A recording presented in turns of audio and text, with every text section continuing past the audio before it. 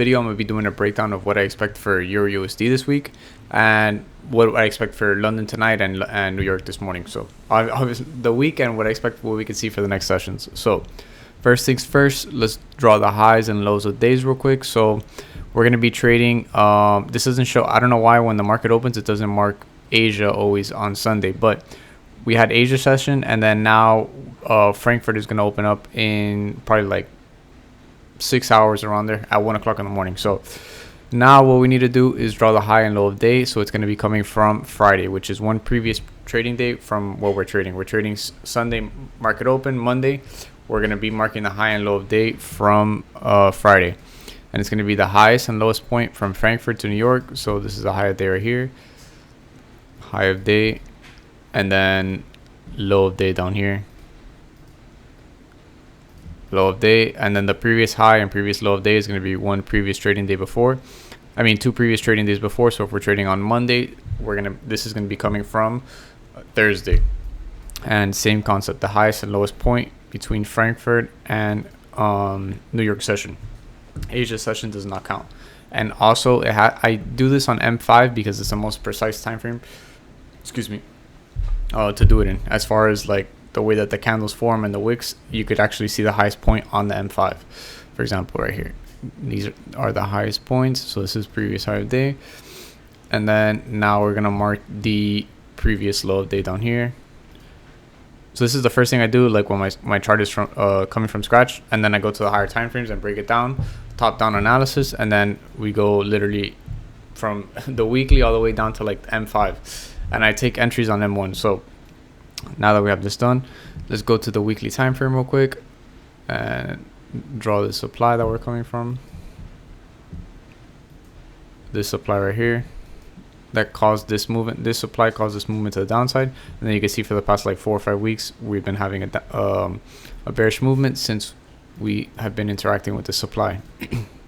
So we draw like this, our supply right here. In this case, I'm not covering the whole wick because you could see that we had an interaction right here. There's no need to, but if this would have pulled back a little higher, I would have kept in mind that this is that whole zone of the supply. But so it's not so big, we're just going to mark it like that. And then now let's go to the daily time frame, see what we're working with exactly. So this is actually very interesting. So on the daily time frame, I want you guys to notice this. Notice how you can tell that this is obviously a bearish, we're in a downtrend right here, and then we just have a pullback right now into this area of supply on the weekly time frame that caused this movement to the downside. So right now, if we just analyze what is price doing, or what happened to price since we interacted on this zone, like since we touched this weekly supply, what is price doing? So we can notice that price created this supply. Notice how price has this head, and then the right shoulder is going to come in right here, forming this supply right here. It's very likely we're going to see price on maybe like a few days from now, maybe a few weeks from now, price is going to pull back into this area and continue the sell movement from this area. So that's a major area of supply that we have to keep in mind that's being created on the daily time frame.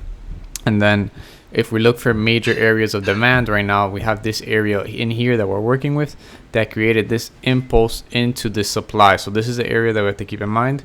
But if price were to break past this area, there's nothing stopping price here, that we have a void until this area down here. Notice that this area right here is what gave us this impulse to the upside as well. So this is the area of demand, this is the area of demand, and also this is a very valid one too. So these are just areas we have to keep in mind. We have to trade objectively. If price breaks this area, where could price go?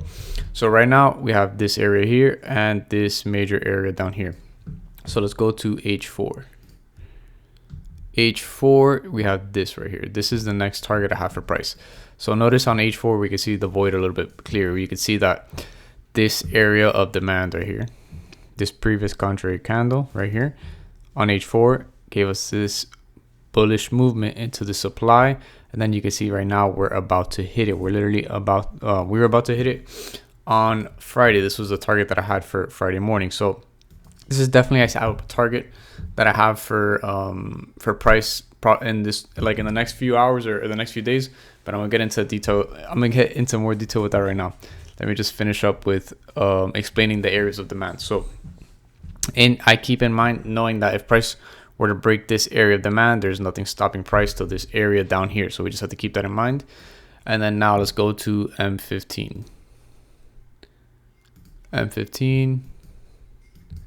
Okay. So if we go to M15, now what we're seeing is price has been stuck in this range pretty much. So right now, to be honest, more than likely we're going to see price. Oh, this did not mark as previous low day. Previous low day. Okay, perfect. So what we can see for tonight and for this week is prices definitely, I'm anticipating price to reach this area down here. But where is price going to reach that area from? It's very likely that price is going to come to this previous low of day. If not, use this area right here. Well, this area has been used. So let me see on M5 if we have an area that hasn't been used. Exactly, this area right here. Notice how we have this void, like this void right here. We have the left, the head, the right shoulder. So it's pretty much an accumulation, a manipulation, and then the distribution, how I told you guys in the previous video. So this is a valid area of supply on M5. So it's very likely we're going to see London tonight probably pull back into this area here and then continue the sells from this area. If not from this area, then definitely the previous low of day. That's definitely what I'm anticipating for tonight. But on the higher time frame, this is the main target that I have, the 5-3-10, because how I told you guys on H4, if you notice, we have nothing stopping price till this area here. Literally, we just have this void and we're very close to this target. So it's very likely we're going to see price pull back, how I said, to previous low day to continue the movement to this downside. And then yeah, that's pretty much what we could expect for the next few days. Once price we got to see what price does when it reaches this area. So this is what I'm anticipating for tonight. We're definitely going to see some type of pullback and then sell movement into this areas. But for the next few days, for me to like, for my projection for the next few days is if we break past this area, nothing is stopping price till down here. So this is probably going to take a few days to play out if we break past this area. This is the first target for price. If price were to respect this area and then when price touches this area demand, we get a bullish movement coming in.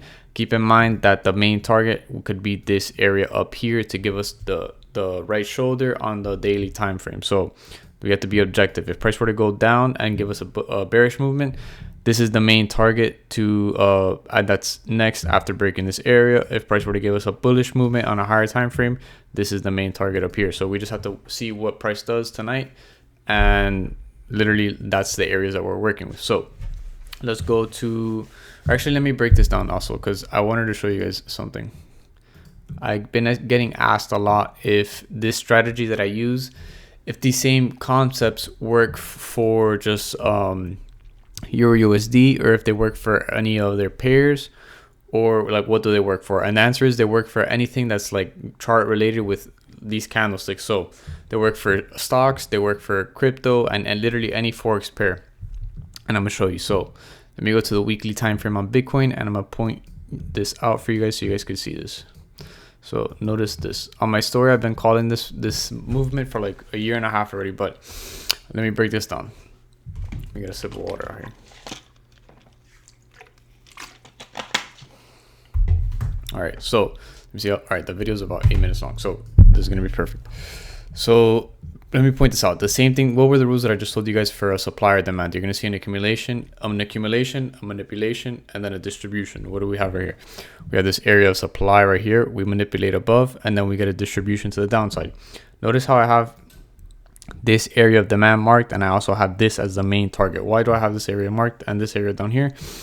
Because these are the previous contrary candles before a big movement. Notice how this is a bearish candle before this bullish movement, and then you can see that it was valid area. It was a very valid area of demand. Notice how when price touched it here, we had a pullback, and then price broke through it again. Now we broke. Excuse me. Now price broke past above it again. But I definitely see price coming to the 12,000 area because this is the initial area where the price created the movement to the upside. Same thing here. Notice how this area in the future, notice how this took almost like 2 years to play out, but when price touches these areas, they're still valid points. So what does that mean?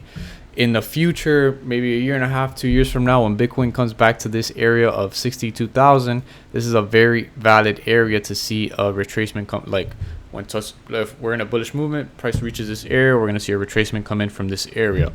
And on this is probably a supply in the daily time frame. If I go to the daily time frame, Yeah, exactly. It's probably H4, but this area right here, this previous contrary candle, this one, like that.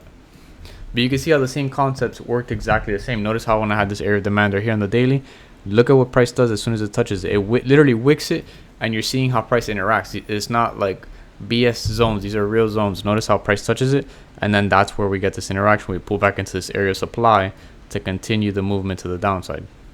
So this is just something that I wanted to point to you guys out, that the same concepts for that I trade with, the accumulation, manipulation, distribution, which is pretty much the left, the head, and the right shoulder, and we always enter on the right shoulder. That's the same strategy for pretty much, like, you could use this strategy for pretty much anything with charts. So yeah, I definitely hope you guys enjoyed this video, and I'll see you guys on the next one. Let me see. Yeah, we're 10 minutes long on this video, so we're good. I'll see you guys in the next one.